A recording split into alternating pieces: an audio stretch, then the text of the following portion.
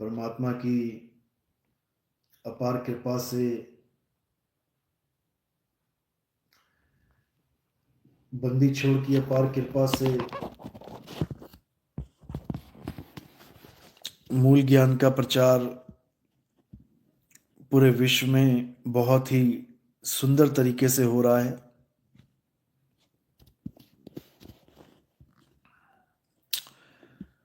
और धीरे धीरे ये ज्ञान पूरे विश्व में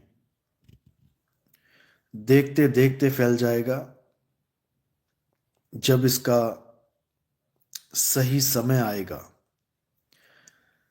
अभी जैसे एक किसान अपने खेतों में बीज डालता है, ठीक उसी प्रकार अभी वही प्रोसेस चल रहा है। पूरे विश्व में भ्रमण करके इस विश्व रूपी खेत में बीज डाला जा रहा है। धीरे धीरे धीरे धीरे धीरे जब ये कार्य पूर्ण हो जाएगा, उसके बाद जब मालिक की अपार कृपा से पूरे विश्व में फसल के रूप में जैसे फसल लहलहाती है, वैसे ही ये मूल ज्ञान पूरे विश्व में, इस मूल ज्ञान का पूरे विश्व में परचम लहराएगा। और ये जरूर होगा, इसको कोई रोक नहीं सकता। इस ज्ञान को कोई काट नहीं सकता, चाहे कोई हिंदू, चाहे कोई मुसलमान, चाहे कोई सिख, चाहे कोई ईसाई हो, यहूदी हो, परमात्मा को मानने वाला चाहे ना मानने वाला हो, इस ज्ञान के आगे सबको नतमस्तक होना ही पड़ेगा। क्यों? क्योंकि ये वही दिव्य ज्ञान है जिसके लिए हर धर्म में, हर पंथ में, हर संत ने अपने जीवन में कभी ना कभी, कहीं ना कहीं अपनी वाणियों में संकेत जरूर दिया है कि कलयुग में सतयुग आएगा, आएगा और जरूर आएगा।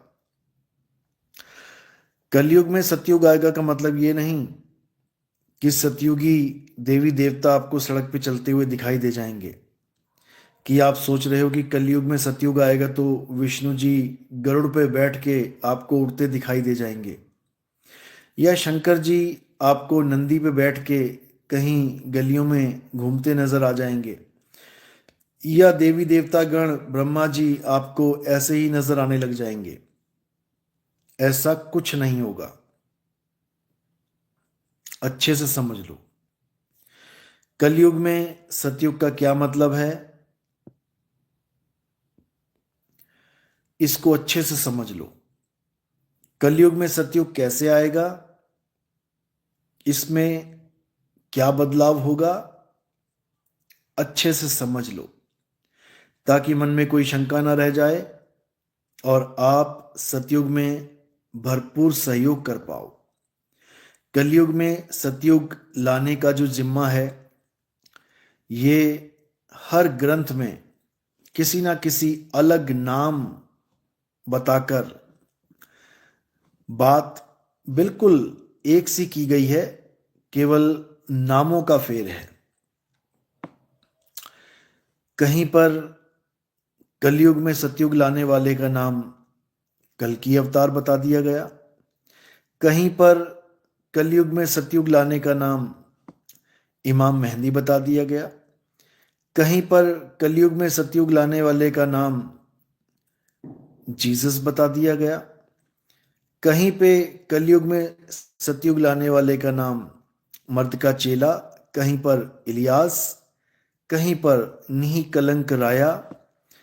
अन्य अन्य धर्मों में भी, जैसे महात्मा बुद्ध का धर्म है, उसमें भी मैत्रेय बुद्ध का जिक्र किया गया। भविष्य मालिका में इसको माधव नाम से याद किया गया।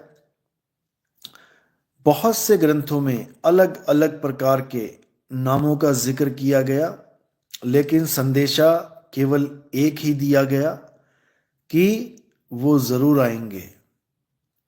वो जरूर आएंगे जो पूरे संसार को इस भव सागर से पार कराएंगे और पूरे संसार को ऐसा बना देंगे जैसा ये सतयुग में होता था।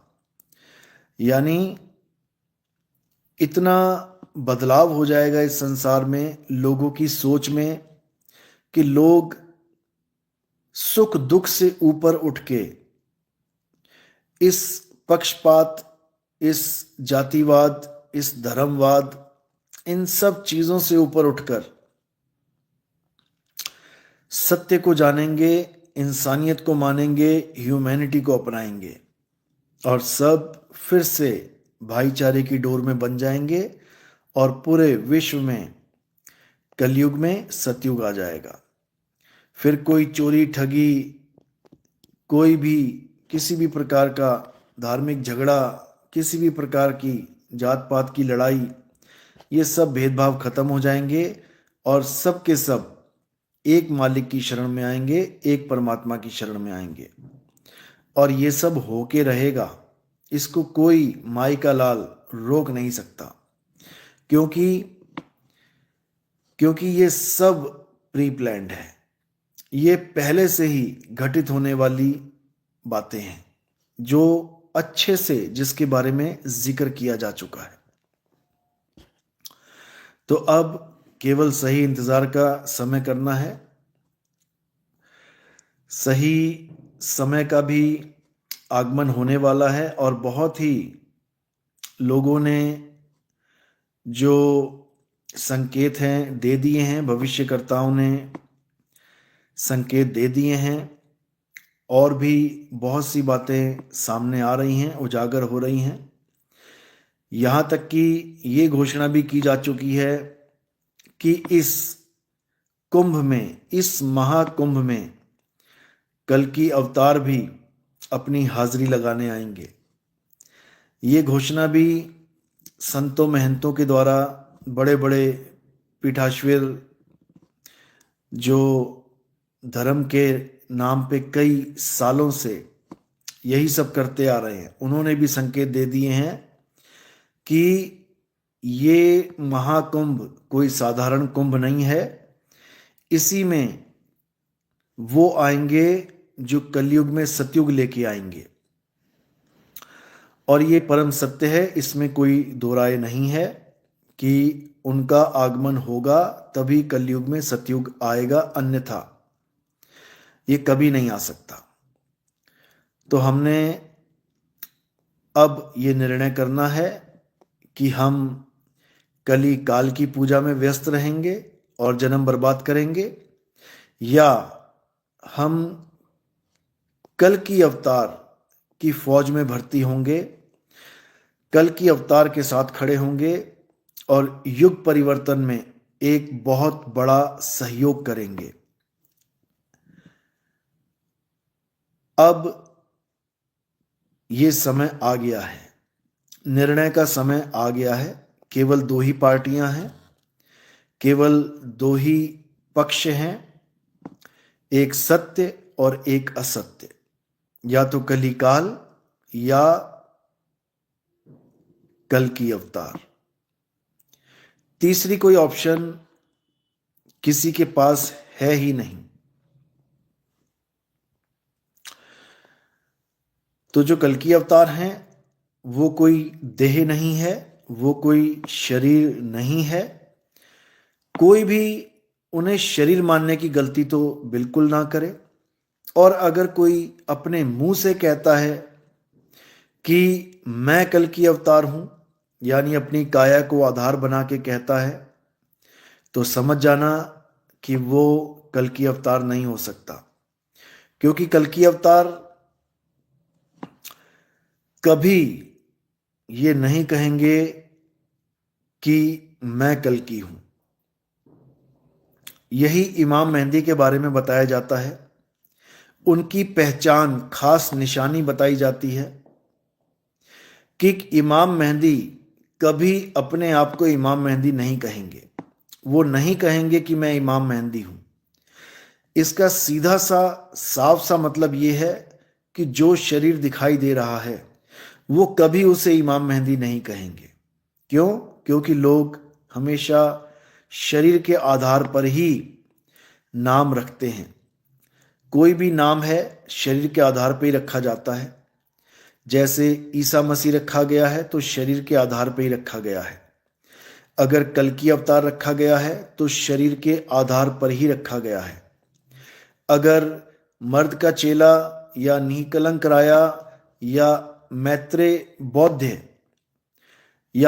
बौद्ध नाम रखा गया है तो शरीर के आधार पर ही रखा गया है।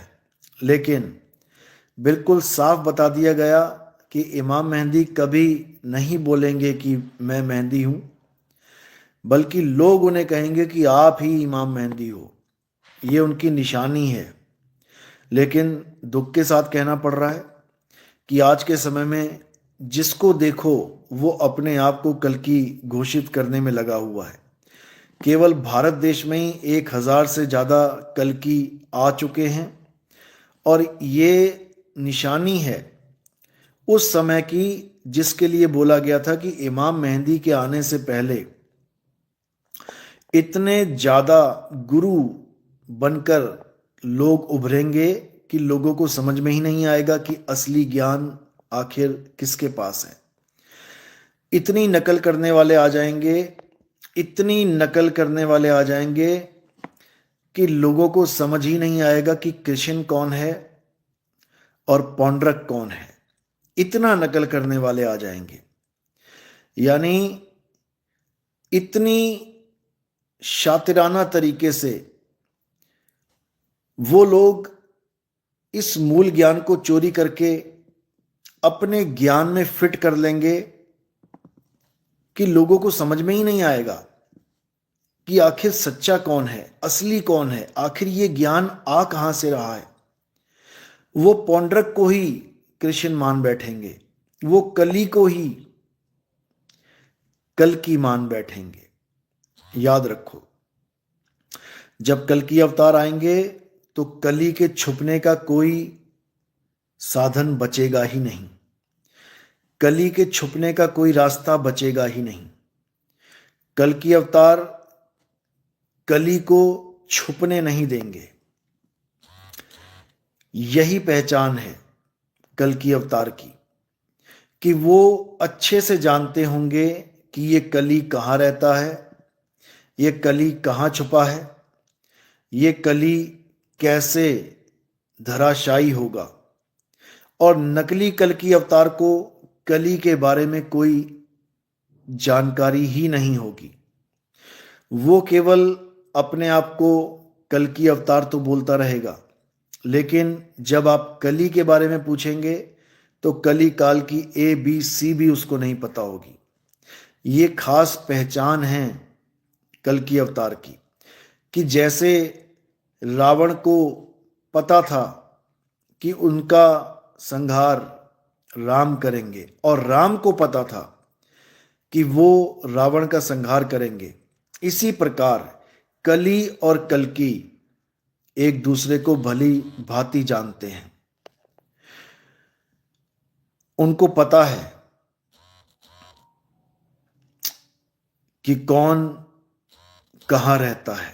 दोनों को एक दूसरे की जानकारी है, अच्छे से जानते हैं।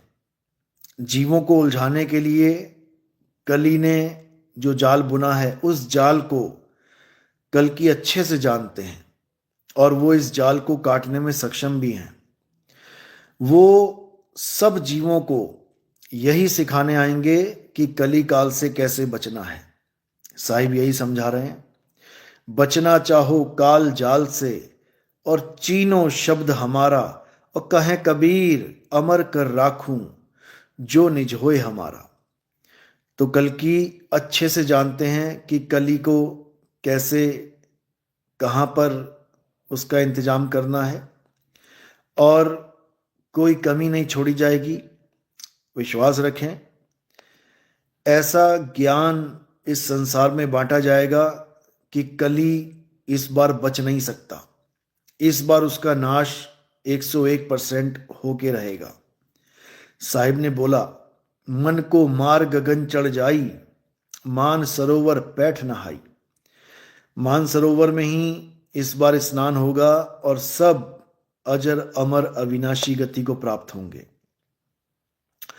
इसी कल्कि का जिक्र हर ग्रंथ में मिलता है। इसी वक्त का जिक्र हर ग्रंथ में मिलता है। कलयुग में सतयुग आने का जिक्र हर ग्रंथ में मिलता है। तो अब इंतज़ार कीजिए, इंतज़ार की घड़ियां ख़त्म हो रही हैं। धीरे धीरे धीरे बच्चा बच्चा कली को समझ जाएगा, कली के जाल से निकल जाएगा और कल्कि की फौज में शामिल हो जाएगा। ये भी एक बहुत बड़ी निशानी है। इस निशानी को भी बहुत ज़्यादा हाईलाइट किया गया कि जब कल्कि अवतार आएंगे या इमाम मेहंदी आएंगे तो एक बहुत बड़ा ज़हूर, एक बहुत बड़ी सेना उनके साथ होगी। ये भी निशानियों में से एक है। यानी वो संगठन करेंगे। वो ऐसा नहीं है कि ज्ञान दिया और देके चले गए। वो संगठन करेंगे, वो एक फौज बनाएंगे और उस फौज के द्वारा सारे संसार में ह्यूमैनिटी यानी इंसानियत को उजागर करेंगे, इंसानियत की स्थापना करेंगे। सारे धर्मों से ऊपर उठ के लोगों को इंसान बनना सिखाएंगे और सच्चे धर्म, सत धर्म, सच्ची शिक्षा, सत ज्ञान का प्रचार करेंगे। और ये होकर रहेगा, इसको कोई टाल नहीं सकता। सतनाम। तो इसी का जिक्र सबसे जो लेटेस्ट ग्रंथ हैं, जो सबसे लास्ट में जिन संतों को कबीर साहब मिले, उनकी वाणियों में इसका जिक्र आता है। जब मदन साहिब को कबीर साहब मिले तो उन्होंने जो संदेश मदन साहिब को दिया और मदन साहिब ने वही संदेश अपने आगे पंथ के संतों को दिया। उन्होंने इस सब को एक पुस्तक में, एक ग्रंथ में प्रकाशित किया, जिसमें इसी समय का जिक्र आता है कि एक ऐसा समय आएगा जब हम इस दुनिया में आएंगे और पूरे संसार को सतमार्ग से जोड़ेंगे, जिसको साहिब ने चौथी गद्दी का नाम दिया। चौथी गद्दी होई अवतारा और डंका बाजी सब संसारा। पूरे संसार में इस सत्य ज्ञान का डंका बजेगा और पूरा विश्व इस सत्य ज्ञान को समझेगा। चौथी गद्दी हुई अवतारा, ताका चरित्र विदित संसारा। हम उनके सिर बैठब आई, वासे पार कोई नहीं पाई। ये तब की हैं जब कबीर साहब मदन साहिब को मिले। 100 साल से भी पुरानी वाणियां हैं और उन्होंने पूरा संदेशा दिया है इस वाणी में कि कैसे कैसे हम पूरे विश्व को तारेंगे, पूरे विश्व में मूल ज्ञान का डंका बजाएंगे, पूरे विश्व में सत्य ज्ञान की लहर चलाएंगे और इसमें अज्ञान का नाश होगा। अज्ञानता रूपी अंधकार का नाश होगा। सतनाम सतनाम।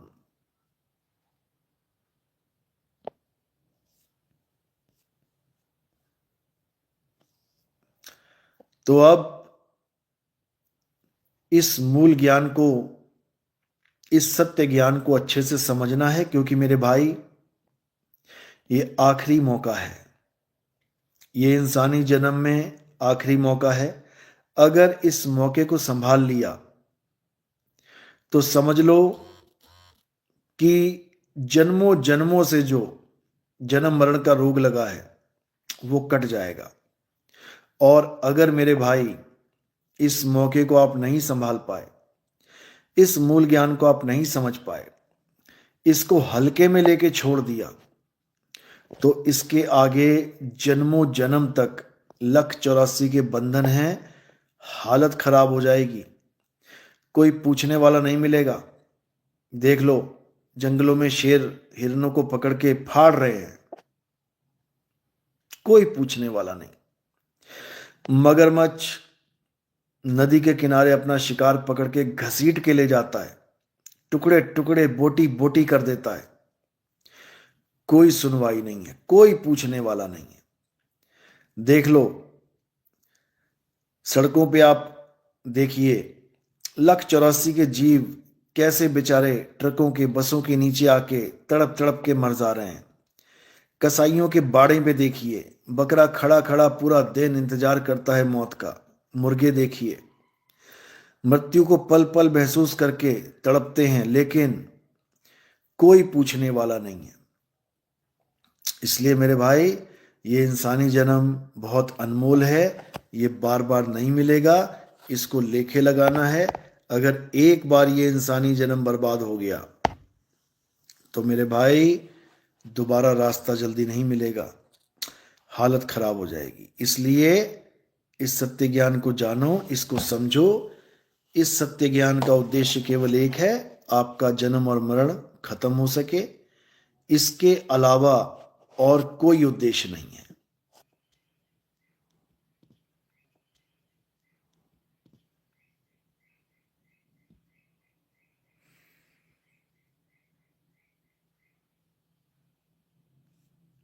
सतनाम सतनाम सतनाम सतनाम सतनाम।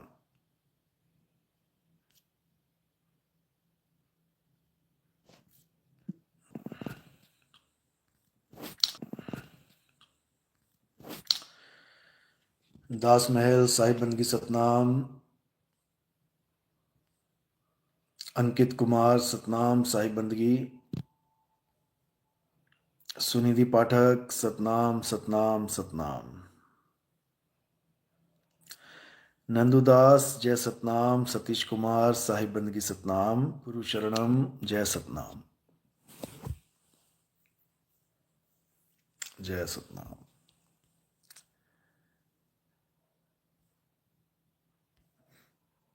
राखी राम सतनाम। अचिंत, प्रियंका रानी, उषा शर्मा, विनेश सतनाम साहिब बंदगी। जय सतनाम।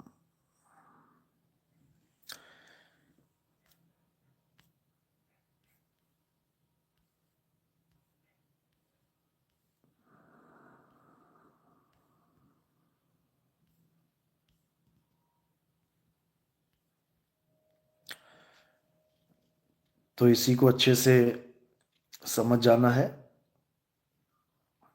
कि अब कल्याण होना ही होना है, अब इसमें कोई शक नहीं है। और ऐसा नहीं कि केवल हिंदू धर्म में ये बदलाव होगा, ये सारे संसार में हर धर्म में बदलाव होगा। यहूदी धर्म भी बदलेगा, बिल्कुल बदलेगा, कोई शक नहीं है, क्योंकि उनके ग्रंथों में भी बताया है, जिक्र किया गया है कि इलियास नाम का एक नबी वापस आएगा और पूरे संसार में सत्य का यानी कि यहोवा का प्रचार करेगा। उसमें यहोवा मेंशन है, और इलियास का मतलब भी ये होता है कि यहोवा मेरे प्रभु हैं। इसका अर्थ भी यही है कि यहोवा मेरा प्रभु है। और लोग यहोवा यहोवा करके बहुत से गाने बना के बैठ गए हैं, बहुत से सॉन्ग्स यहोवा के नाम पे दुनिया भर के प्रचलित हैं। यहोवा राजा है, सामर्थ से भरपूर है, बहुत से ऐसे भजन बनाए गए। लेकिन केवल भजन गाने से, यहोवा यहोवा करने से यहोवा मिलने वाला नहीं है। यहोवा को समझना पड़ेगा, आखिर यहोवा है क्या। यहोवा का मतलब है जो मैं हूँ वो ही मैं हूँ, यानी मैं वो हूँ जो मैं हूँ। ये बहुत ही गुप्त भेद है यहोवा का। और इसके खुलने का अब समय आ चुका है। आज तक लोग केवल यहोवा को एक भगवान मान के, एक परमात्मा मान के पूजते थे, उनके नाम के जयकारे लगाते थे, लेकिन अब लोग जान पाएंगे कि आखिर यहोवा किस अवस्था का नाम है। आखिर यहोवा तत्व है तो है क्या? क्यों? क्योंकि यहोवा का अर्थ है मैं वो हूं जो मैं हूं। यानी यहां पे तत्व ज्ञान की बात चल रही है। तत्वज्ञानी ही आपको बता सकता है कि यहोवा क्या है और वो कैसा है। तो उसी तत्व ज्ञान को उजागर करने के लिए यहूदियों में इलियास नबी का नाम लिया गया, सिखों में मर्द का चेला बोला गया, मुसलमानों में इमाम मेहदी, ईसाइयों में ईसा मसीह सेकंड कमिंग, और हिंदू धर्म में कल्कि बोला गया। इसी को गरीबदास जी महाराज कबीर साहब की वाणियों में निहि कलंक राया बोला गया। इसी को भविष्य मालिका में माधव नाम से याद किया गया। और बहुत से अन्य संतों ने भी बिना नाम लिए ये बोला कि युग जरूर पलटेगा, कलयुग में सतयुग जरूर आएगा। तो अन्य अन्य ग्रंथों में एक ही बात लिखी है और उसको समझने का फेर है केवल। हम उसको समझ नहीं पाते, इसलिए हम कुछ और ही मान के बैठ लेते हैं कि कोई कल्कि अवतार आएंगे, घोड़े पे बैठ के आएंगे, नंगी तलवार लेके आएंगे। कब आएंगे? 4,32,000 साल के अंत में। बताओ। अरे भाई 5,000 साल में तो 50-50 टुकड़े करके फ्रिज में लगा दिए गए। 5,000 साल में ही 17 बार टुकड़े कर करके कुकर में उबाल के लाश को, मछलियों को फेंक दिया गया खाने के लिए। अभी 5,000 साल में ऐसा कलयुग आ गया है, तो तुम क्या सोच रहे हो कि 4,32,000 साल के बाद घोर कलयुग आएगा? अरे ये घोर कलयुग ही चल रहा है, ये घोर कलयुग ही चल रहा है मेरे भाई। इससे बड़ा कलयुग और कोई नहीं आने वाला है। और तुम्हें नहीं पता कि ये कलयुग का अंत चल रहा है, ये अति हो चुकी है, ये अति है कलयुग की।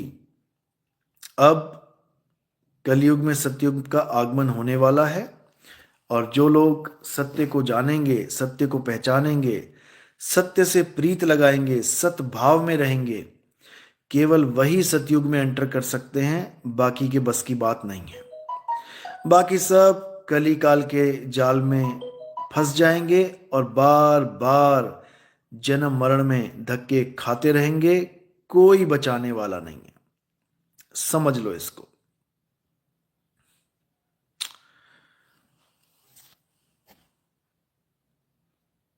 सतनाम सतनाम।